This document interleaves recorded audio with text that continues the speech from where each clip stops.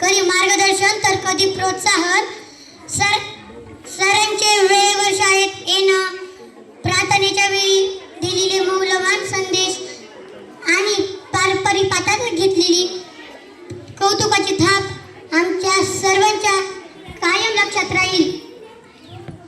आज सरांच्या मार्गदर्शनामुळेच आज आपली शाळा आणि या शेटे सरांच्या त्या खांबावरती निश्चित पद्धतीनं आमच्या शिक्षण क्षेत्रामधल्या ज्या काही समस्या असतील त्या समस्या जिथल्या तिथं निपटण्याचं आणि नैतिक मूल्ये नुसतंच अभ्यास नाही तर नैतिक मूल्ये मुलांमध्ये कशी राबवायची याचं जे काही मार्गदर्शन आहे हे आम्हाला शेटे सरांकडून मिळालेलं आहे. जवळजवळ 38 वर्षाचे या ठिकाणी शैक्षणिक क्षेत्रामधलं एक योगदान आहे पहा.